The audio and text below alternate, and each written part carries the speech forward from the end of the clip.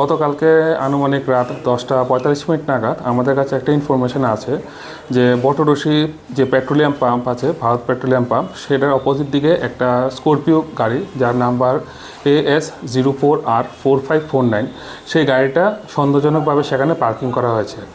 তারপরে আমরা সেই ইনফরমেশন মোতাবেক আমরা সেই জায়গাতে পুলিশ অফিসার এস এ রাজীব অধিকারী যান এবং সে এনডিপিএস ধারার যে সমস্ত নিয়ম আছে সেইগুলা মেনে সেই গাড়িটাকে আমরা সার্চ করি ইন প্রেজেন্স অফ উইটনেসেস এবং এক্সিকিউটিভ ম্যাজিস্ট্রেট এবং ফরেন্সিক টিম সহকারে।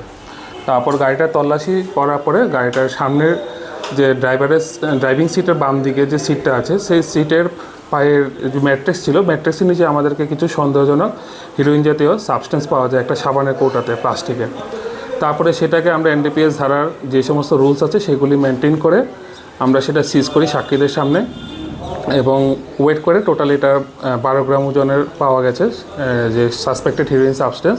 তারপরে উপস্থিত সাক্ষীগণের সামনে সেটা আমরা সিজ করি এবং গাড়িটাও সিজ করা হয় এবং পরবর্তীতে উক্ত বিষয়ে আমরা একটা এনডিপিএস মামলা রুজু করি, যার মোকদ্দমা নাম্বার হচ্ছে 2026 ধর্মনগর 033 আন্ডার সেকশন হচ্ছে 21B, 25 এবং 29 অফ এনডিপিএস অ্যাক্ট, এবং সেই মামলাটি বর্তমানে তদন্তাধীন।